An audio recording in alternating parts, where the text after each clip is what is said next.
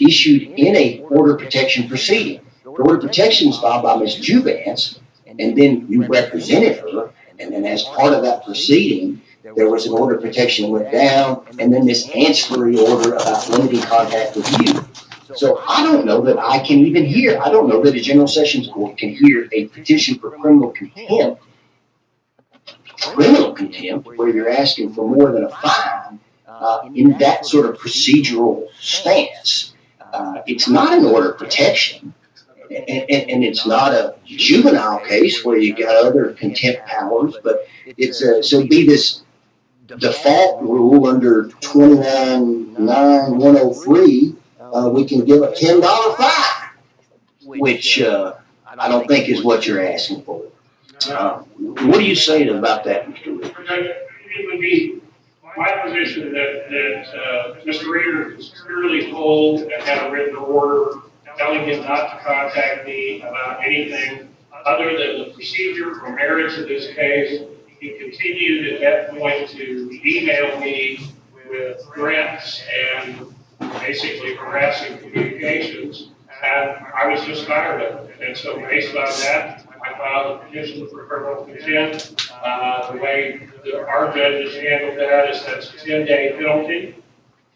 If you violate a direct court order, that's subject to 10 days of jail. But that's the essence of that petition.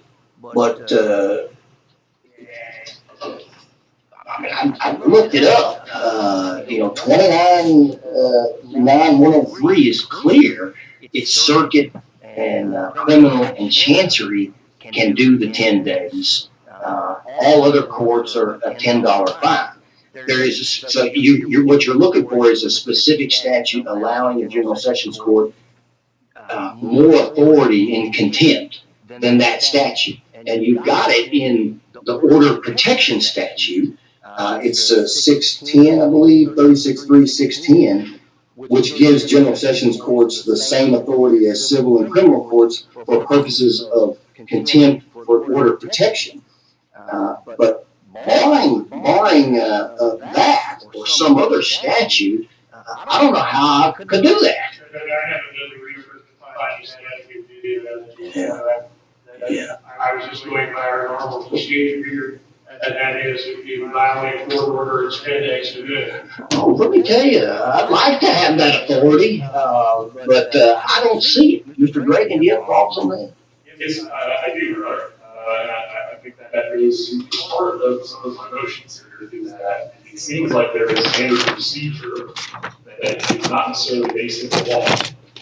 Standard procedure in terms of issuing the order of protection.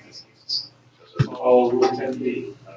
This is the same. Essentially, Your Honor, I see the order limiting contact with counsel as a temporary injunction, which again is issued without a law.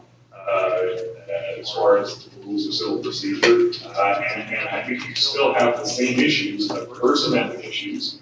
You have substantial overreach in terms of the methods of communication that they use. The court prohibited misdemeanors contact with misdemeanors in ways that weren't even complained of when you went and sought this order. For instance, the complaint was that Mr. Readers was emailing too much. Well, Mr. Readers has a lawful right to email the other side's counsel in a civil case. But the order goes further, stating not only can you not email him about anything that doesn't have to do with merits or the procedure of this case, you also cannot contact Mr. Readers in any other way, including by phone, including by person. Certs by mail might have found him in violation of this. So again, I don't think it's enough. I do agree with Your Honor that criminal contempt cannot be enforced on this order, but I don't think that's enough. I would ask the court, again, to declare that specific order as wholly constitutional. Let me address the constitutional argument just for a minute. Whether the order was void or not is not particularly an issue for me. The issue is that Mr. Rayner, after being requested by me to cease emailing me about anything not directly related to merits or procedure in this case, continued to email me for repeatedly, which constitutes harassment under the harassment statute. That's why I went and filed a private prosecution for harassment. That is not constitutionally protected speech. You cannot harass someone within the meaning of the harassment statute and claim you're acting as an agent asserting your free speech. That's not free speech. Yeah, maybe, because what I was thinking is you got a harassment case, so, you know, this other, contempt petition for violation of this order, limiting contact is, you know, maybe duplicating things in a way, but, okay. And then, let's go back to your motion.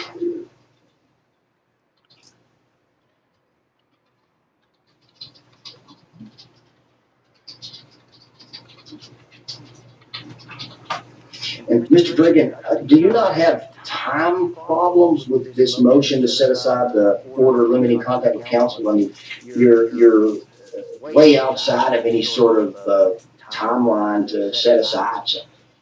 Well, Your Honor, again, the argument is that several parties involved in this, Your Honor, and myself included, came a little bit late to this case. Mr. Reynolds was a pro se defendant. And so I'm not asking for an extension on time, but I am asking the board to look at the order that it sent down and to recognize that it was unconstitutional. And an unconstitutional order, if it's void, it's a legal nullity. Okay, so that would be my argument. All right.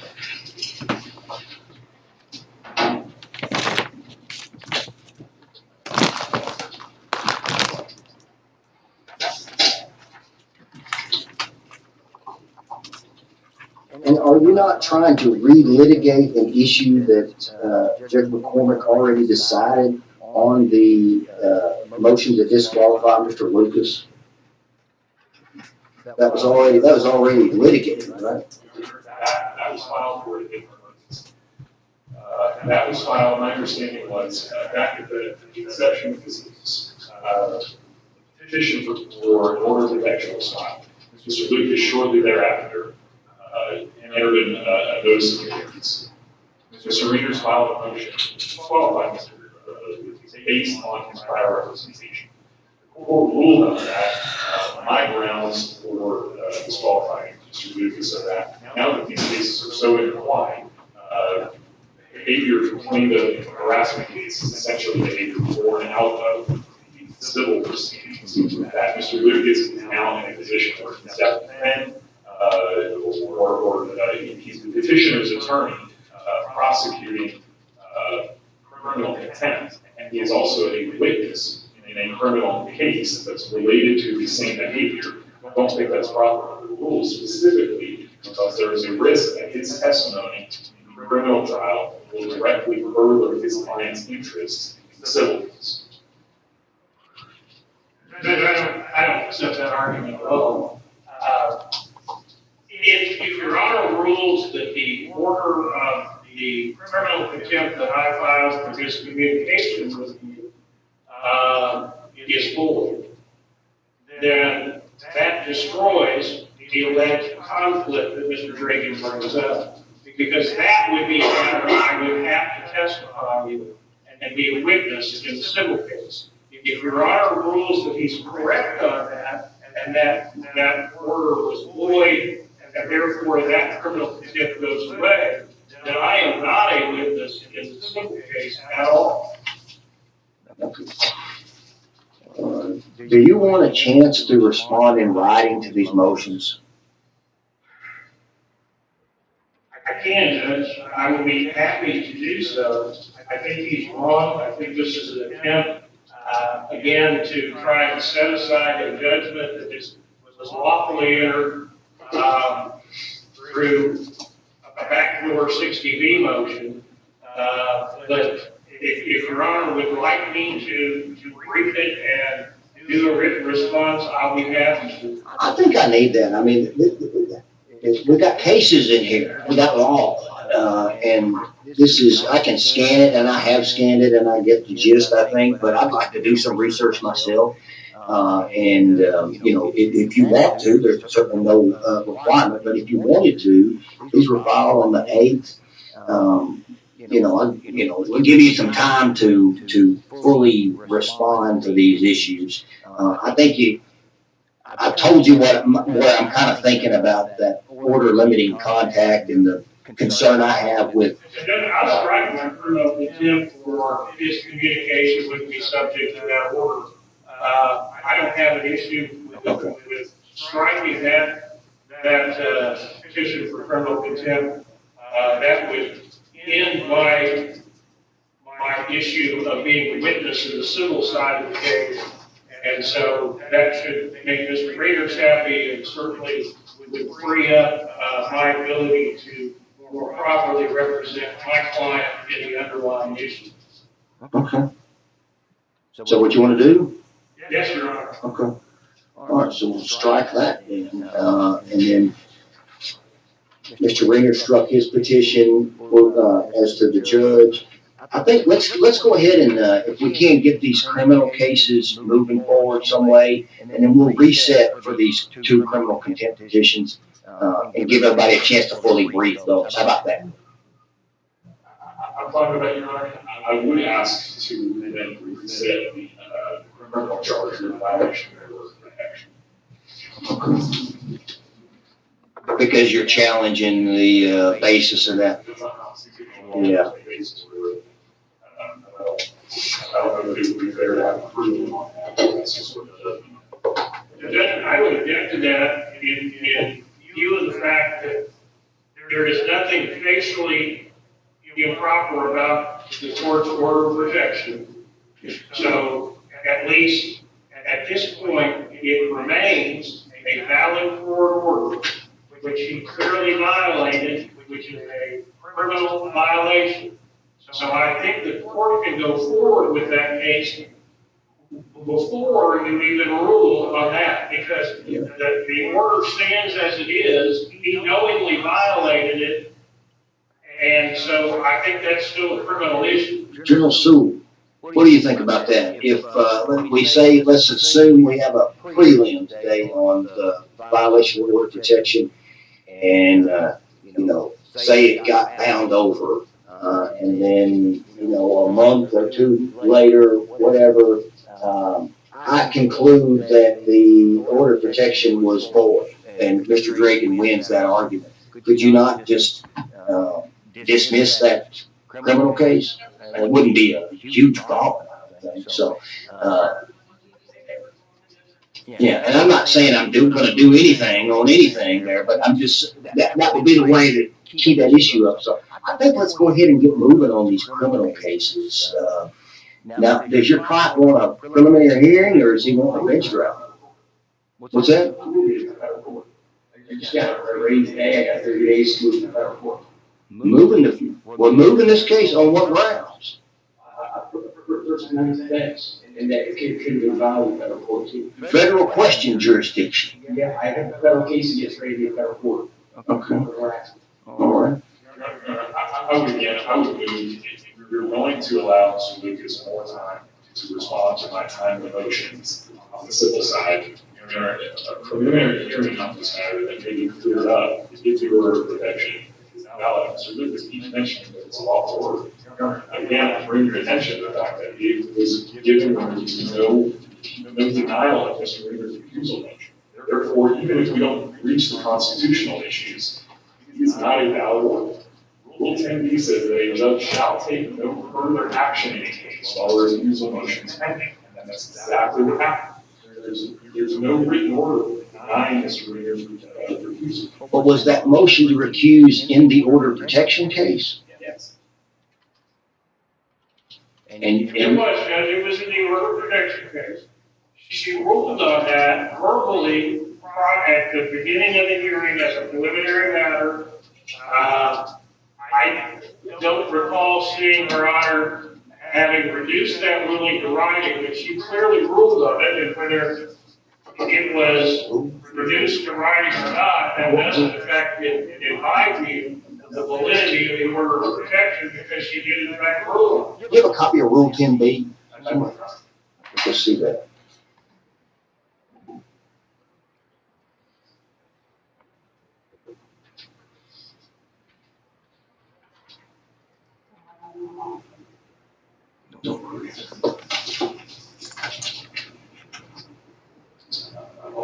I do have it.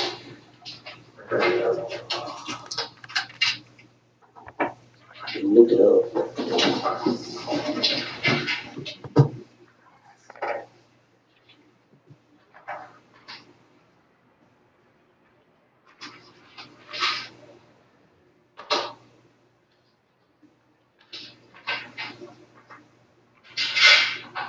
Very good.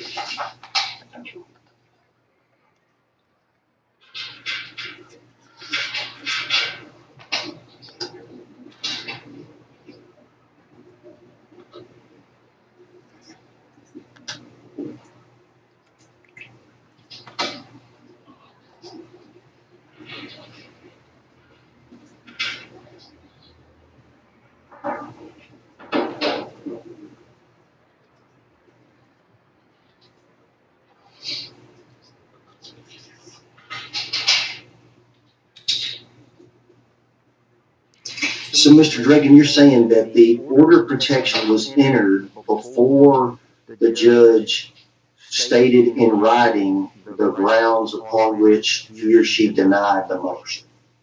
The judge never stated in writing her grounds for denying the motion. Okay.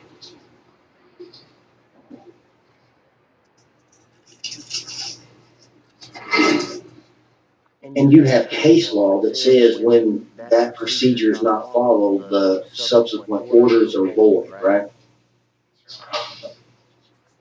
It's in my motion. It is Harmony versus Santander Communications. Okay. You got it cited. I thought I saw a case. Then Mr. Reader's filed two motions as well by the judge, is my recollection. One on April 26th and another one that was filed the morning of May the 11th, when he also attempted to file a petition for removal to federal court. So the judge ruled on both of those issues that morning.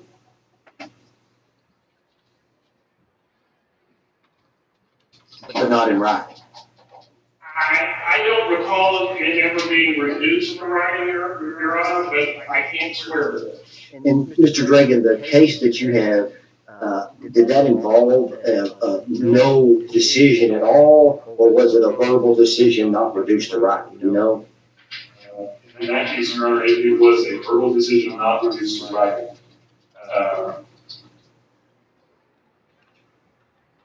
Where the trial court granted a motion for more definite statement before issuing its order on refusal. And the order for a more definite statement was void.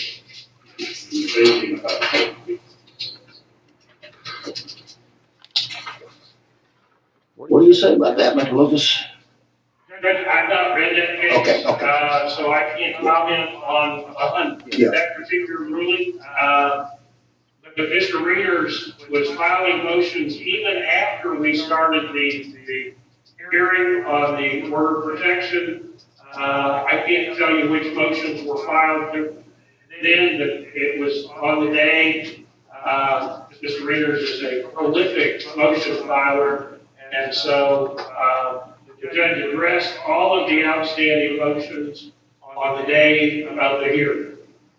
Your Honor, I would ask, if Mr. Lucas is not prepared today, we certainly had several months, and my motions were filed timely. So Mr. Lucas had time to read this case. And so, Your Honor, I would argue we cannot prejudice my client. If Mr. Lucas wants more time, we could easily pull this case and write it himself if you like, to have an argument against it. So let's do a prelim on the harassment case. Your Honor, might we take a small recess for the rest of the break? Yes. Sure. Y'all think about it.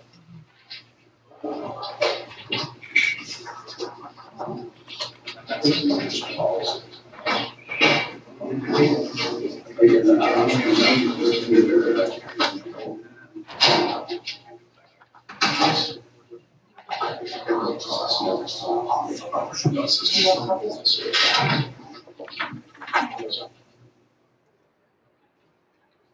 Honor, we're back on the record. Mr. Dragan, Yes, sir. for the love of God, please tell your client not to wink at Miss Juvance. Huh?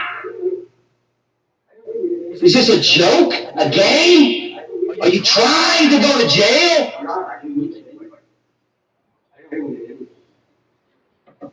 No contact. The order is in place right now. Right now. There's a no contact order. That means don't look, don't wink, move away. If you see her in Walmart, go the other way. It's in effect now. You understand that? You can attack it through Mr. Dragan all day long. I will hear those arguments all day long. But do not mock the court. In court. No, sir. Let's have a prelim on this harassment case. How about that? General Sewell? All witnesses will be testifying in the harassment case. Please step forward. Yes, sir. I call it. Okay. Raise your right hand for me. You swear or affirm the testimony you're about to give will be the truth, the whole truth, and nothing but the truth, so help you God. All witnesses been sworn, Your Honor. All right.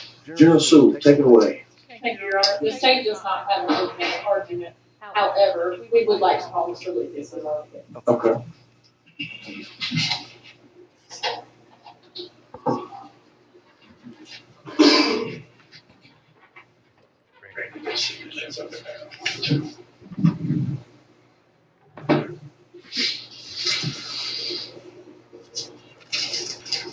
Ready? Thank you, Your Honor. Mr. Lucas, can you please say and spell your name for the record? Randy Paul Lucas. And are those all the common spellings? Yes, all the common spellings, RANDYPUL and LUCAS. And do you live here in Sumner County, Tennessee? I do, And you also work here in Sumner County, Tennessee? I do, And have you come in contact with Patrick Waiters? I have, Do you see him here in the courtroom? I do. Can you indicate to me where he is and what he is wearing? He's sitting next to Mr. Dragan and he's wearing a running suit of some sort. The record reflects that he has identified the defendant. How do you know Mr. Waiters?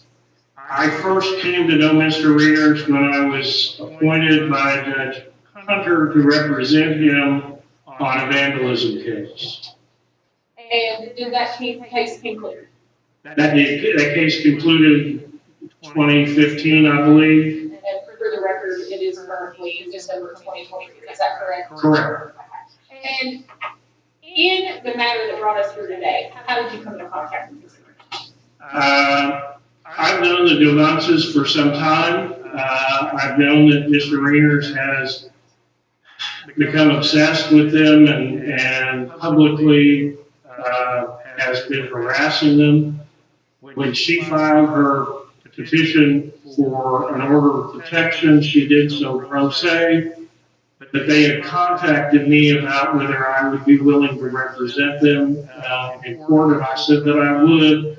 And so I entered my appearance in the order of protection case. And in your professional opinion, was that a conflict of interest between yourself and Mr. Waiters at all? No, my representation of Mr. Reeders lasted a total of about 3 months and was 5 or 6 years ago, even longer than that, I believe. The issues related in the order of protection case have absolutely, positively nothing to do with the issues that confronted Mr. Reeders in the criminal case. And during the duration of the order of protection case, which is currently still pending, have you had contact with Mr. Reeders? Absolutely. And what sort of contact have you had with Mr. Reeders? Mr. Reeders used to telephone me. He does not do that. He then began to incessantly email me. Do you typically represent petitioners on orders of protection? I used to do quite a bit. I've not done much in the last several years. I've limited my practice to criminal defense work, but the advances are kind of special causes. Is it fair to say, though, that despite the fact you've now limited your practice, you're aware of what typically occurs during a violent, or during an order of protection case? Absolutely. And how much contact would you typically have with the defendant or with defendant's counsel during an order of protection matter? Very, very little contact other than dealing with procedural matters such as continuances or the receipt or delivery of pleadings by email. Is it fair to say that the contact made by Mr. Reynolds is outside of the norm in such a matter? Absolutely. And can I hand these documents? I've seen a copy of these documents. I am showing them now for the record.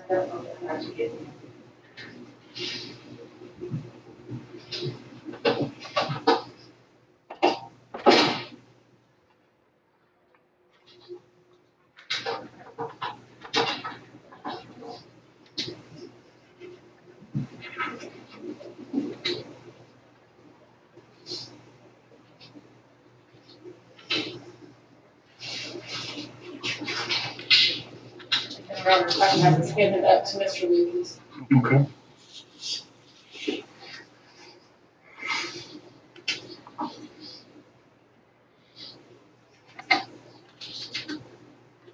Mr. Lucas, do you recognize the packet of papers that I just handed up to you? Yes, ma'am. Can you tell me what it is? It is printouts of email exchanges that I've had with Mr. Reyners, sometimes with the court, but also with Mr. Reyners, dealing with the order of protection case.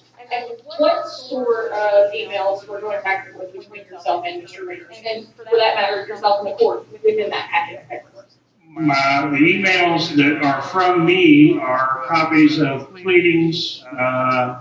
Please find attached the petitioner's response to the respondent's motion to disqualify counsel. Also find attached the petitioner's motion for permission to conduct discovery. Mr. Rayner's responses, however, are of a different nature. And how would you characterize those responses? They're clearly harassment, they're threats, and other things about how he's going to sue me in federal court, which he did ultimately do, and that sort of thing. Within the continued communication from Mr. Reyners, is there anything inside of that pile of papers that is typical communication between a pro se litigant and the attorney for a petitioner for an order of protection? No, So there is no communication inside of that. not that I recall. I don't recall anything that I would consider normal in this. Who prepared that packet of paperwork? I did. And how did you know that? I printed out the emails that I had received from Mr. Reyners. I had done that after I had asked him to quit emailing me unless it was directly related to the procedure or merits of the order protection case. And did you do anything other than hit Control E? No, I simply printed them out. I took them to the Gallatin Police Department to make a police report related after Mr. Reyners continued to email me after I asked him to stop. Your Honor, this is on the state of to make that collective exhibit number 1. Any objection? Okay.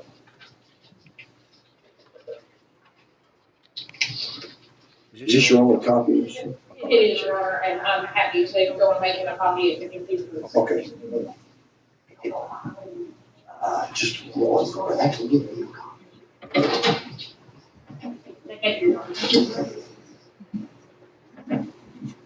After the time that you went and petitioned for your harassment private prosecution, what happened?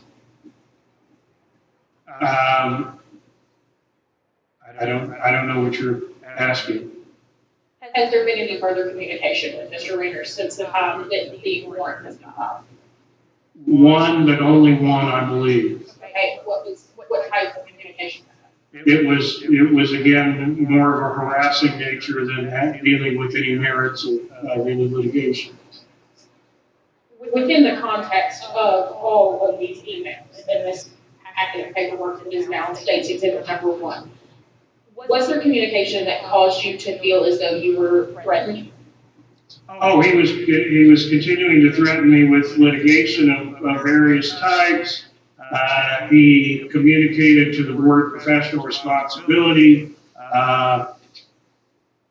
indicating that I was acting unethically and illegally, and I consider those to be harassing communications rather than a genuine effort to communicate about the merits of the case. And throughout these proceedings, have you otherwise felt threatened by Mr. Reiner? We filed a no trespassing order at my residence regarding Mr. Greener's. I think Mr. Greener's is unstable, and I became concerned on April 26th when he posted on social media dealing with the city council meeting. They live stream their things on YouTube, and he posted that even if they take his weapons away, he still has things that he can use, and I took that as a threat. And so is it fair to say that yourself and your wife have been afraid of Mr. Reiner during this time? Absolutely.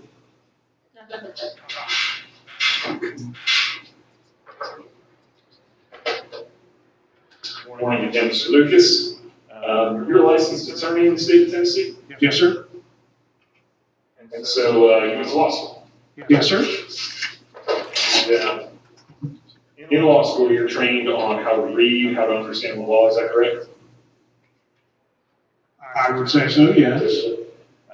In law school, were you trained in persuasive techniques in terms of writing and also physical, your demeanor in court? I went to law school a long time ago, not so much then as now, that there was some, particularly in writing. Persuasive training in writing. Yes. How long have you been practicing law, Mr. Lucas? 40 years. 40 years. And how long have you been licensed in Tennessee? Since 1999. Where were you practicing before then? Indiana? Are you still licensed in Indiana? No, sir. You're not? No, sir.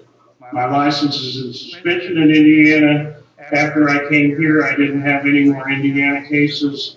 Indiana did not accept CLE from Tennessee, and rather than waste the money to do Indiana CLE, I elected to let my license go into suspension. So your license is in suspension. You elected to have your license go into suspension. Yes. All right. So you mentioned that you refined your area of practice within your time and many years practicing law. Have you done civil work? Yes, I've had general practice until about 5 years ago. Okay. And in that time, did you do divorces? Yes. Custody, child custody cases? Yes. And you had to work with other attorneys? Yes. In those cases. So sometimes, it's fair to say sometimes those cases can get contentious. Thank you. And have you ever had foul language used towards you by another attorney? I have. Have you ever used foul language towards another attorney? I don't recall it, but I can't swear that I haven't. I understand that. And you now practice in the area of criminal defense? Correct. How long have you been practicing criminal defense? I've always practiced criminal defense, but I limited my practice to criminal defense about 5 years ago. Okay. So you've done defending trespassing cases, Yes, public intoxication, everything. assault, Everything from disorderly conduct to first degree murder. sex crimes. Yes, sir. So it's safe to say that in 40 years of practicing law, you've seen a lot. Yes, sir. You've seen a lot of the very worst of human behavior. Absolutely. And Mr. Lucas, you mentioned CLE credits. When you went to law school, did you receive training in ethics? Yes. And as part of your continuing legal education, are you required to do a certain amount of classes every year that pertain to continuing ethics, continuing education in ethics? Yes, sir. So let's talk about when you represented Mr. Rayners. You said it was 2015, somewhere in that area? 2014 or 15, I don't remember off the top of my head. And the charge against him was vandalism. He had a vandalism charge, he had a public intoxication charge, is my recollection. And how did your contact with Mr. Rayners occur during that representation? He emailed me incessantly about his thoughts on that case. He emailed you incessantly. Yes, sir.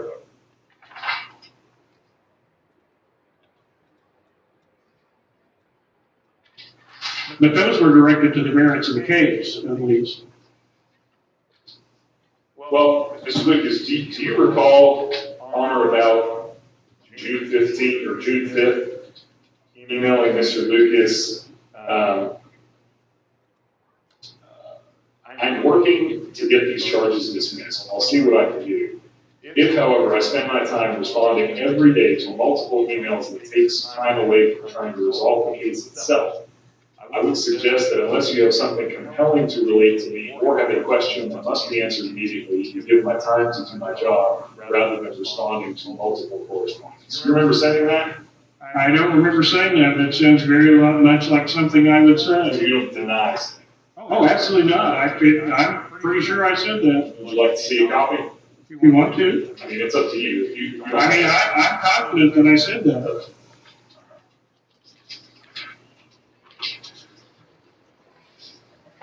So, I mean, is it fair to say that back in 2015, if you were having to ask Mr. Rayners to only send you emails relating to something compelling or questions that have to be answered immediately, that he was not always emailing you about what you thought was the merits of this case?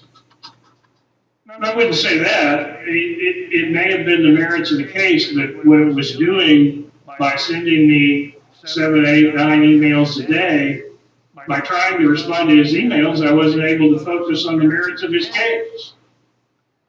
And some of his questions, while they may be directly related to the case, were certainly not compelling of a nature that needed to be responded to immediately. And so if you had an email that, in your words, wasn't compelling enough to respond to immediately, what would you do with that? I wouldn't respond to it. Would you read it? Probably. I'm pretty sure I read most of what Patrick sent me. I can't swear I read all of them. But there was so much that maybe you just didn't have time to read all. Absolutely. So in the current petition for the order of protection, Mr. Rayners was pro se in that matter. Is that correct? That's correct. Okay. So you came on the case to represent Ms. Javance. I did. Okay. And she had already filed a petition. Correct. So you were aware going into this representation that the opposing party was an unrepresented Patrick Rayners. Absolutely. And you remember who Mr. Rayners was. I met Patrick, yes, sir. So you entered your appearance on or about April 3rd, correct? I believe so, yes. Mr. Rayners filed his motion to disqualify you 2 days later, something like that? Shortly thereafter. Okay. And then on April 6th, there was a hearing on that matter. Is that correct? I don't recall the date, but we did have a hearing on that. Soon. Yes. And did the court rule in your favor? She did. And in issuing her decision to rule in your favor, did the court ask a question of order of responsibility in this state? She indicated in her written ruling she did. And do you recall what the board of professional responsibility said about your representation of your continued representation of Mr. Moss? I don't recall the exact wording, but it was something to the effect that it was, while it was not prohibited, it was not ideal. Not ideal, but not illegal. Something like that. Yes, sir. And at that point, knowing that your continued representation wasn't ideal, you chose to continue to represent Mr. Moss. I did make that decision to represent her because I was tired of seeing her harassed by Mr. Ramos. So, in between the time that you represented Mr. Readers on the criminal case and the time that you came into contact with him in representation of your client, did he send you emails during that time? Occasionally, and he would occasionally telephone me about. But not, and I'm not asking you to give produce a specific date or something like that, but he wouldn't email you 6-7 times a day. No. Okay.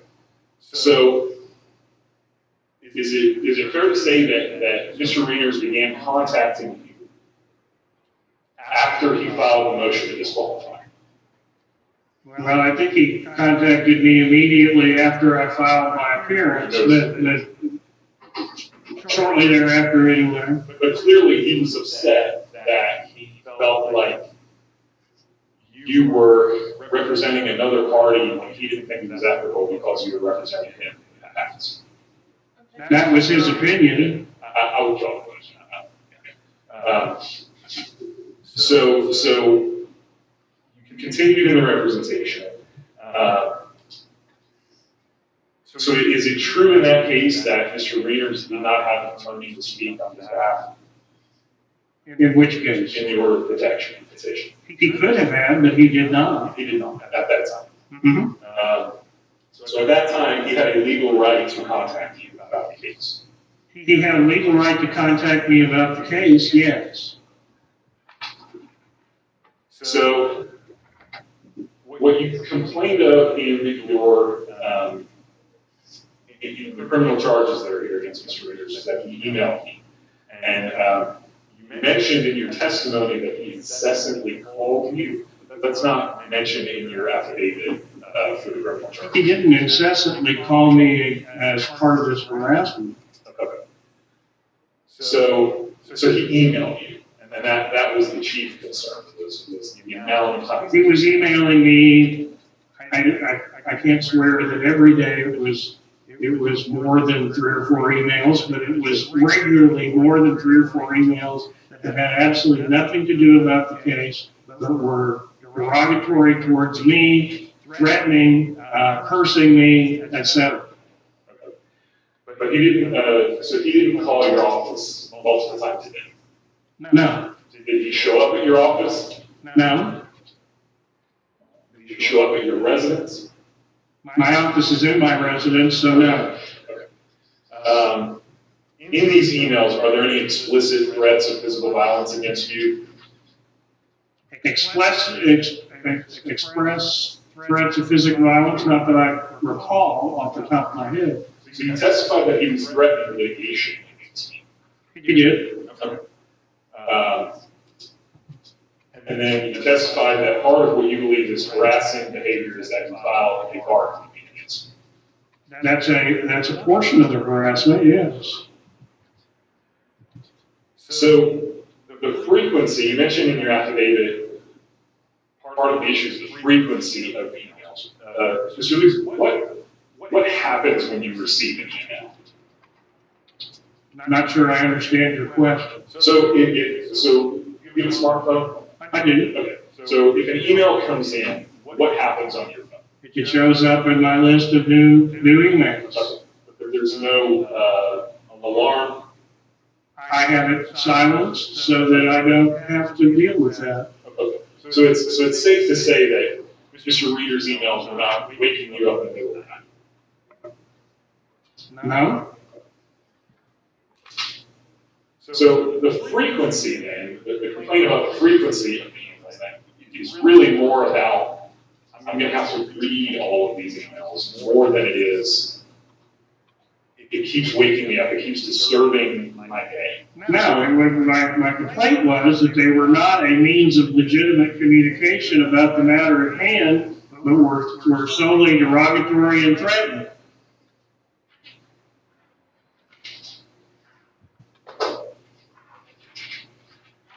Well, I'm having trouble, Mr. Lucas, because that's not what's in your affidavit of complaint. Your affidavit of complaint states that you were annoyed by the frequency of the emails. That's true. So again, you weren't annoyed because the emails were breaking up your day. You weren't at family dinner and you had to answer an email. You were annoyed because you didn't have to read all. I believe that this is irrelevant and has been asked and answered, I think, twice now. Well, he hasn't answered the question, Your Honor, because what I'm getting at is, first of all, when I asked about the frequency, we went to harassing agent. I recalled him to the frequency, which is in his affidavit of complaint, and he has not answered the question as far as why the frequency was annoying. I'm trying to drive at the point of, if this is not disturbing his day, then why are these emails annoying? Why is the frequency annoying? I'll be happy to answer them. If you have 15 or 20 emails waiting for you that show up in your email list, it makes it more difficult to respond to legitimate emails from my other clients or from the DA's office or from anyone else. It was annoying. So having something in place where Mr. Readers couldn't email you would benefit you in terms of you be able to have more time for other clients. Well, that's part of it, but the nature of his emails were the real problem in the fact that they were cursing and derogatory and all manner of harassment. Respectfully, Mr. Lucas, I'm still asking about the frequency. Okay. Because you have that in your affidavit. I do. Is the frequency. So if Mr. Readers had waited, taken all of those emails and combined them into one long email, would that have been, would you have taken out a charge for harassment for that? I don't know. He didn't do that, so I don't know. So was it the frequency or was it the content? Both. Both. Absolutely. That's what I'm trying to drive at.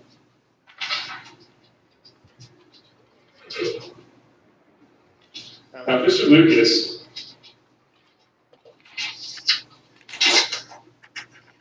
when you accept a case in your practice of law, you expect to be in contact with the opposing party. Generally, yes. And you expect then, if you are retained on a matter, that the opposing party will not be contacting your client about the litigation. They will go through you. Is that how it correct? Correct. So, I mean, essentially, Mr. Lucas, wasn't this just your job to receive and read emails from opposing party in a civil action? No. Your testimony is that you are not required to read emails that come from an opposing party in a civil or a criminal case. Am I legally required to read them? No, I'm not legally required to read them. I do because I think that's an important part of practice. But again, if they are of a harassing nature, I don't want to be harassed. So let's talk about the harassing nature. Okay. Because again, I mean, really what you wrote in your affidavit, not so much that it was harassed, that you were being harassed, but that you were offended by the sexual nature of the contact. That's correct. Okay. One of the references was that my client was paying me through sexual favors, and I found that offensive. Were there any other comments of a sexual nature that you found offensive? Something regarding my client's husband, yes, that was of a sexual nature that I found offensive, but I don't recall the exact wording. I'm sure Mr. Readers does. Well, he's not testifying, you are. So what Give me the ballpark, you don't have to give me a quote, but you're saying, you're testifying in court that you were offended by the sexual nature of the comment. What was the comment? I don't recall off the top of my head. You don't recall what was so offensive about these images? No, that isn't what I said. What I said was, I don't recall that specific comment. I recall the offensive nature of these emails. You just recall that they were offensive in general?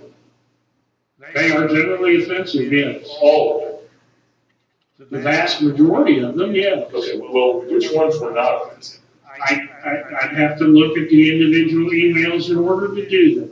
Can I pass back up a copy of this? Take the time, please show us which emails were offensive and which ones were not.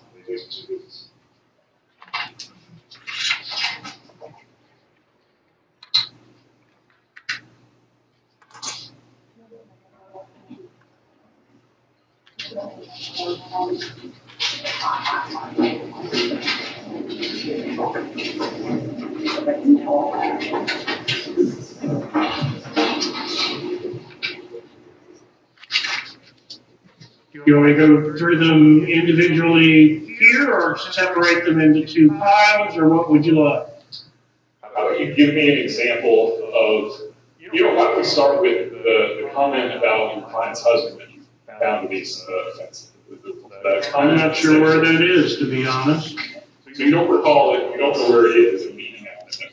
You just handed me this stack of emails. No, I have not had a chance to go through them. Mr. Lucas, where did those emails come from? They came off of my computer. And you haven't had a chance to look through. Okay. No, that isn't what I said. I said you handed me this stack, and I haven't had a chance to look at each individual email.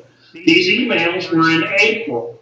This is December. I do not have a good enough memory at my age to remember every email that I received in April. And that's why I asked you to take the time to look through. And please let me know which email in particular was of a sexual nature that you found offensive.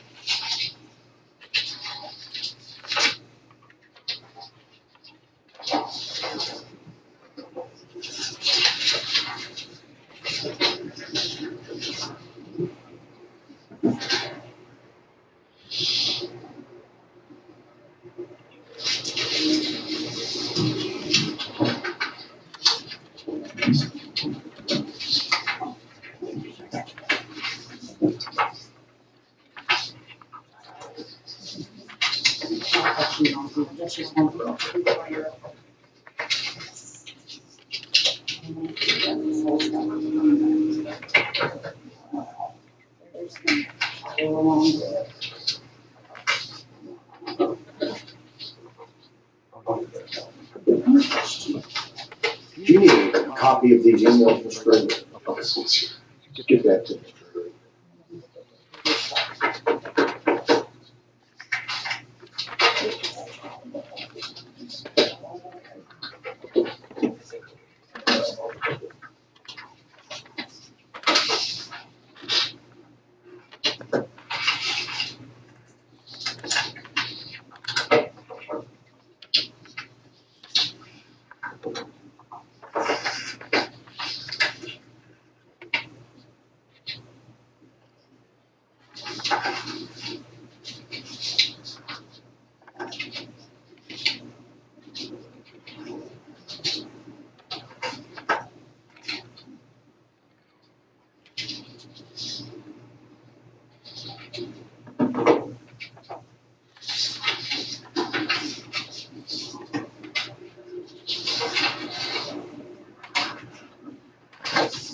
Am I wrong, or are the vast majority of these on a few days in April? They are good.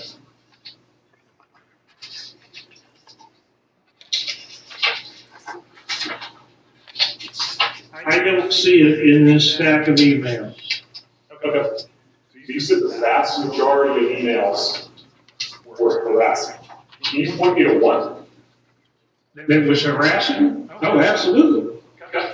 Which one?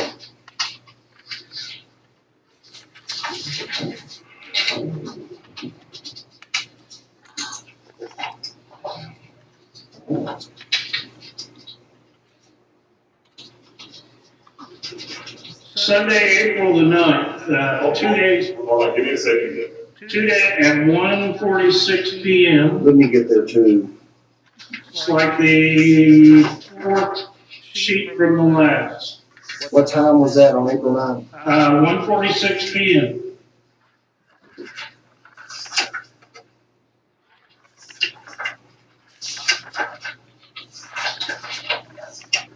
Mr. Reader's calling me insane. I found offensive. The one before that, he says, if your bitch ass withdraws from this case like a real person and openly to the news admit how much of a piece of shit you are, literally, you would have to say, I, Randy Lucas, did a real shitty thing and I'm supporting this dumb bitch, Michelle, against an old client. I found that offensive. And Mr. Lucas, does that email in any way pertain to what was going on in the order of protection case? In any way, yes. It was in response to my representation of the plaintiff. Okay. So it's not a superfluous matter. He didn't just pick something. He didn't just say, I saw you walking down the street. I didn't like the color of your shirt today and write you about that. I wouldn't have found that offensive. But my point, Mr. Lucas, Calling me a piece of shit, I found offensive. Mr. Lucas, my point is that you may not have liked the language that Mr. Readers used, but that email had to do with your representation in a case that was in the case. It did not have to do with either the procedure or the merits of the case. And are those the only things that a person is permitted to email opposing counsel about? If a person has requested to receive no further communication from another person except dealing with the procedural or merits of the case, yes. And so this email was the 7th. It was what? That email that you just cited was April 7th? No, it was April 9th. April 9th. But that was shortly after the hearing on The first one I referenced was April the 9th at 1:46. I'm trying to answer your question. I haven't asked you a question. You did ask. No, I didn't. I was in the middle of a sentence. I can't, yeah, all right, so everybody be quiet. The emails that you just quoted from were from April 9th. Now, you got a question? Yes, my question is that within a 3 or 4 days of the judge's motion or the judge's denial of his motion to recuse? I think so. Okay. And so it's within 3 or 4 days of Mr. Reener's receiving an order from a judge that states specifically that your representation of your client in this matter is not ideal. That's what the order said. Okay. So you mentioned that he threatened to or made a bar complaint about you, and that was part of this harassment? He did. Okay. Is that in any of these emails, anything about bar complaint? Yes, sir, on April the 9th at 12:32 a.m. Okay. And so is it your position, Mr. Lucas, that members of the public should not be permitted to make bar complaints against attorneys who they believe are operating unethically? Of course not. Just Mr. Reeders. Is that your position? My position is that he had made his motion, the judge had ruled on it. If he wished to make a bar complaint, he is free to do so. The problem is not him making a bar complaint, it's him continuing to email me during the day of April the 8th and April the 9th, threatening to do so. If he wanted to do so, he could do so. He also sent me a copy of a face page of a federal lawsuit that he ultimately did file against me, claiming that I violated his rights under 42 U.S.C. 1983. So Mr. Reeders continued to believe that he could not get a fair shake on the merits in the order of protection case as evidence, I'm asking, it's fair to say, as evidenced by the fact that you filed a federal lawsuit. The federal lawsuit has nothing to do with the order of protection. There's an objection, Mr. Lucas. What's that? It calls for speculation. Matter of fact, some of this entire line of questioning has begun to call for speculation as to what's happening inside the mind of Mr. Reynolds. That's not what we do. I disagree, but I'm ready. Okay, let's just move on. So on April 11th, you went to the Gallatin Police Department, is that correct? I don't recall the exact date, but I did go to the Gallatin Police Department. And who did you speak with there? I spoke with this fine officer right here, Mr. Short. And did you show it to Officer Shore the emails? I did. And what was his reaction? Let me, You want to know what he did? yes, I would like to know ultimately what did you do? He went down and talked to his supervisors. You know if he showed them the emails? I don't know what he talked to them about or what he showed them. Okay. Did he make a report? Yes, Did he collect your emails? he did. Did he, I'll move on from there. Now, did Officer Shore file the charges against Mr. Reynolds? No, So he saw the emails. Is that correct? I showed them to him, yes. And he did not file charges. So you went to the magistrate yourself and took that charge. Is that correct? I did, And at his recommendation. Mr. Lucas, are you testifying that Officer Shore recommended that you do that, or that Officer Shore told you that was an option?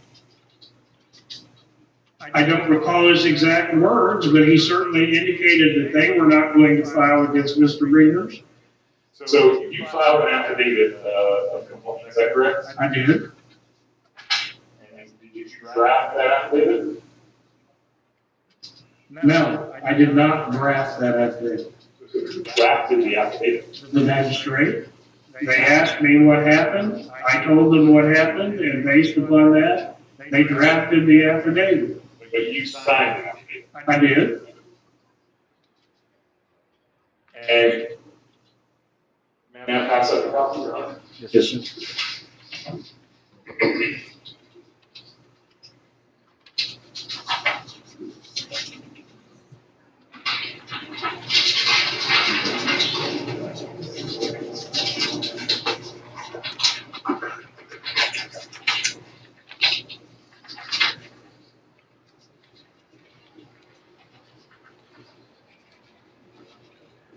So, Mr. Lucas, is there, you did sign this, signing off on the facts that were in this affidavit, correct? I did.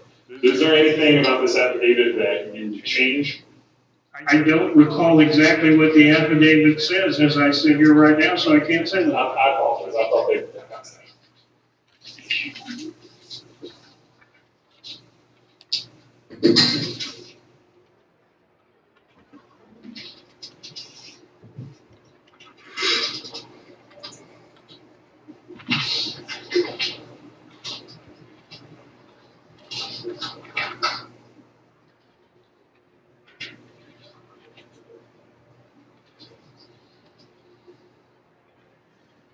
I might have worded it differently, but there's nothing that in here that I believe is incorrect.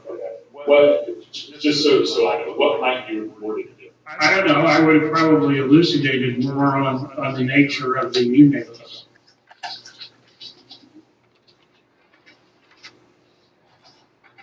Now, if you had drafted the affidavit, would you have written it in the first person? I would. So the affidavit mentions that it starts right off with, on 4/11/23, Gallatin Patrol Officer Shore received a harassment complaint in the building regulations. Do you have any idea why Officer Shore is mentioned in this affidavit if he wasn't bringing charges? Because in order to file a private prosecution, you have to bring a police report with you. And so I gave them the police report from Officer Shore, and I assume, although I don't know, that that's the reason his name was included. Excellent.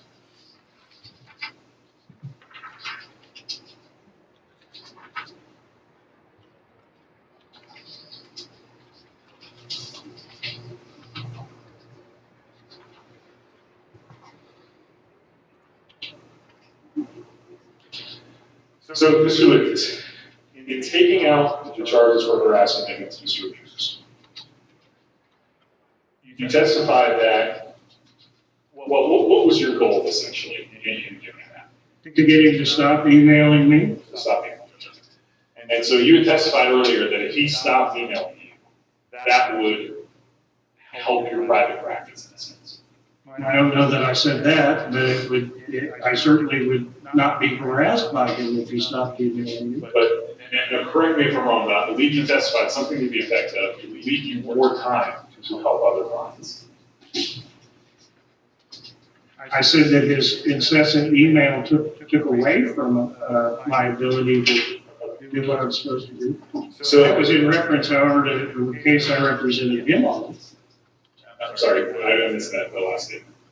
That when you asked that question, it dealt with when I represented him and asked him to only send me something compelling. Okay, but even in this case, the frequency of those emails, I mean, is it fair to say that not having to read 4 to 6 to 8 to 9 or however many emails per day would free you up to work on?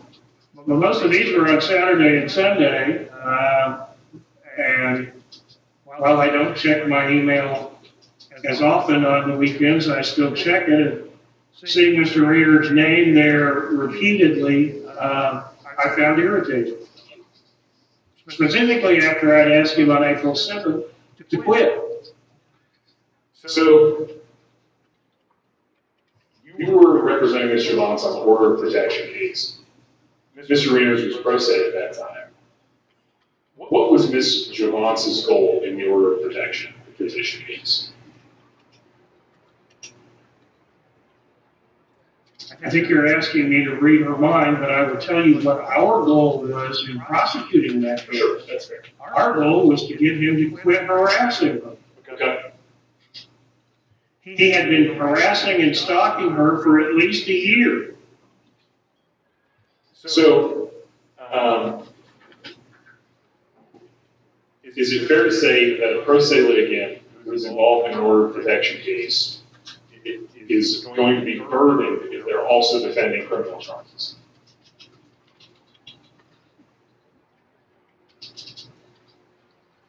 I don't know that I would use the word burden, but it's also a separate issue, yes. But I mean, is it more difficult to defend 2 cases or 1? I guess it depends on the cases. So having criminal charges hanging over your head, would that take away a person's attention, possibly a pro se litigant attention from a civil case? I don't know that I can read Mr. Reeder's mind. I'm not asking you to read his mind. I'm just, as an attorney, somebody who is trained in this, your experience with clients, if the client has a criminal charge hanging over their head in a civil case, is that more difficult than the client just defending the civil case? I suppose so, but I guess it depends on the client. I have many clients that don't seem to take criminal cases very seriously. And I understand.